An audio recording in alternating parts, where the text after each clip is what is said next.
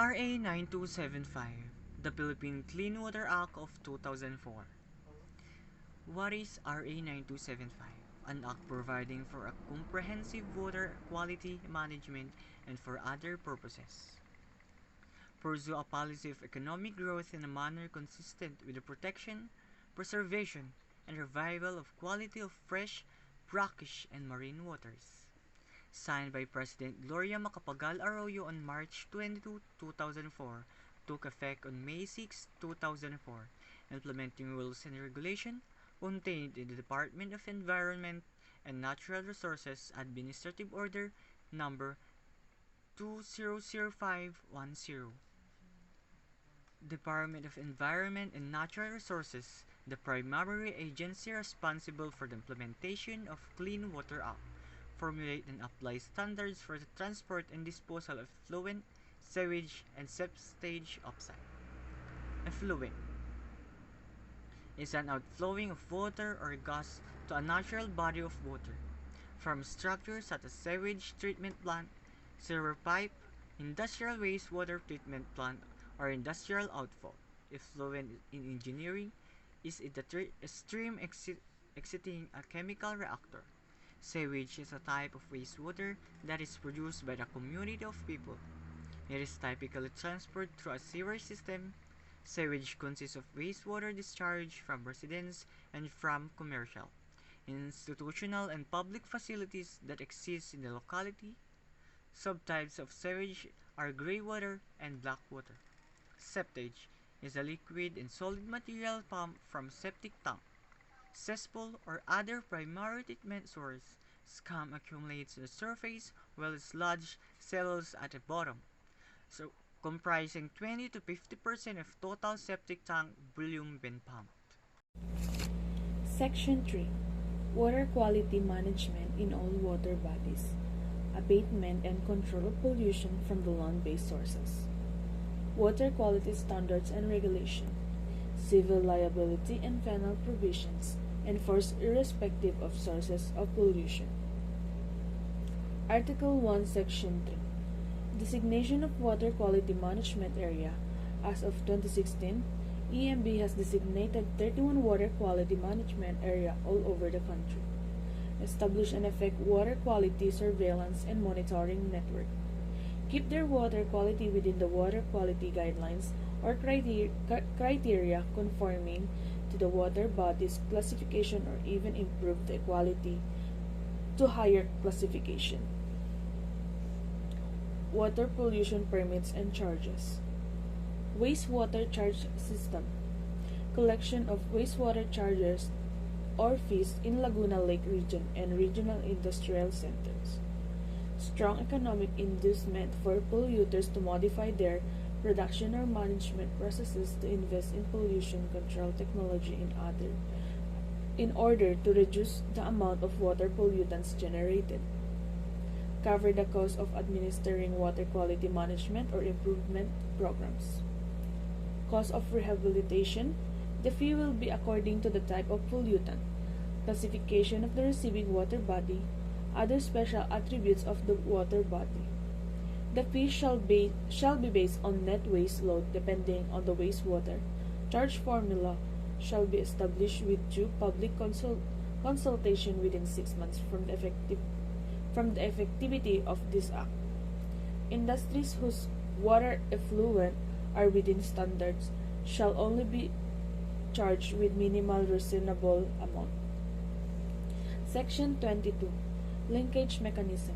The department and its concerned attached agencies including LLDA shall coordinate and enter into agreement with other government agencies, industrial sector, and other concerned sector in the furtherance of the objective of this act. The following agencies shall perform the functions specified hereunder. First is Philippine Coast Guard. The Philippine Coast Guard enforcement of water quality standards in marine waters, specifically from offshore source. Provision of sewerage and sanitation facilities and the efficient and safe collection, treatment, and disposal of sewage.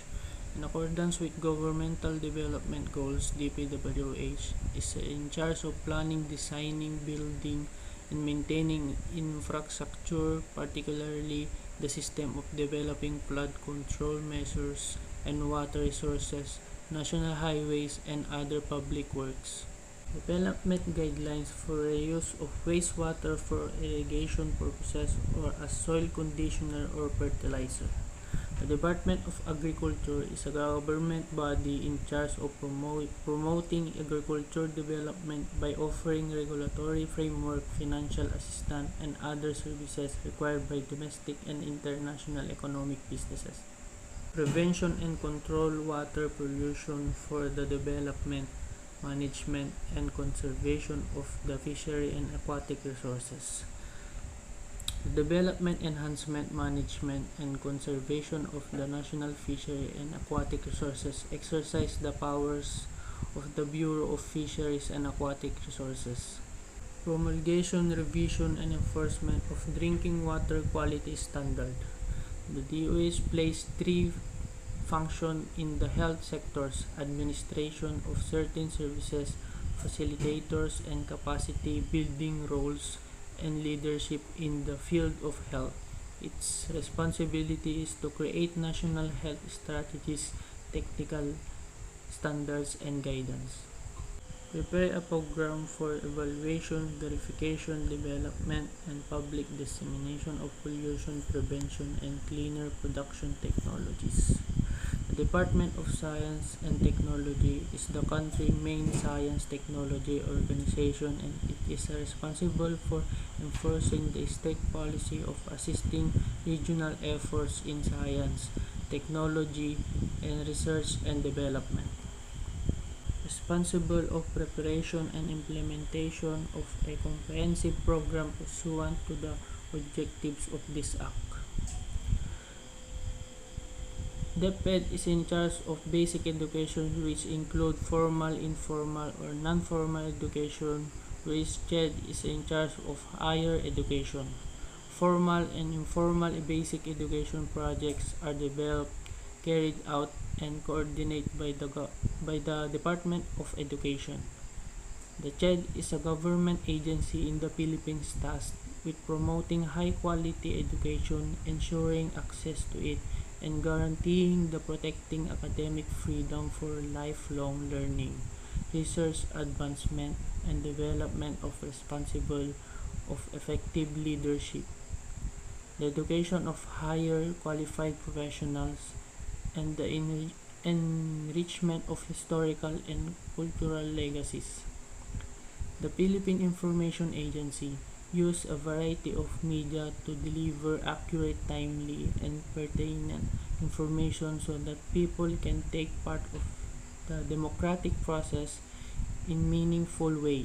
It also offers technical support to the government organization regarding the communications aspect of their initiatives. Article 5, Section 27, Civil Liability or Penal Provisions Prohibited Acts. Operating facilities that discharges regulated water pollutants without the valid required permits or after the permit was revoked for any violation of any condition therein. Disposal of potential infectious medical waste into seawater by vessel unless the health or safety of individuals on board the vessel is threatened by a great and imminent peril. Unauthorized transport or dumping into waters of sewage, sludge, or solid waste of defined under Republic Act 9003. Transport, dumping, or discharge of prohibited chemicals, substance, or pollutant listed under Republic Act 6969. Refusal to allow entry, inspection, and monitoring by the Department. Refusal to allow access by the Department to relevant reports and records. Refusal or failure to designate pollutant control officers whenever required by the Department. Article 5, Section 28, Civil Liability or Penal Provisions, Fines, Damage, and Penalties. Violation of provisions. Fine by the Secretary upon the recommendation of the Board. Fine. not less than 10,000 nor more than 200,000 for every day of violation, increased by 10% every 2 years to compensate for inflation and maintain the deterrent function of such fines.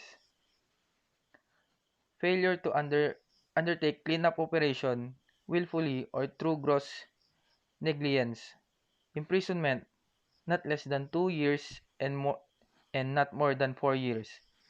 Fine not less than 50,000 pesos and not more than 100,000 pesos per day for each violation. If it will result in a serious injury or loss of life and or irreversible water contamination of surface ground, coastal and marine water, imprisonment not less than 6 years and 1 day and not more than 12 years. Fine 500,000 pesos per day for each day during which the omission and or contamination continues. Issues and challenges on the water environment legislation. Inadequate logistic support to strictly enforce the Clean Water Act and related laws, financial and technical, inadequate capital of inadequate capacity of the law implementers, especially the local level, low awareness of the stakeholders on existing law, rules and regulation on wastewater management, weak cooperation among different government agencies and local government units, hence the real law enforcement, big investment on the part of industrial establishments to put up water treatment facilities, importance of RA 9275, the, the Philippine Water Act of 2004, Republic Act number 9275, aims to protect the country water bodies from pollution from the land-based source, industries and commercial establishment, agriculture and community or household activities. Philippine Clean Water Act of 2004, Republic Act number 9275, an act providing for a comprehensive water quality management and for the other purposes. This act provides for the abandonment and control of pollution from the land-based source and lay down water quality standards under regulations.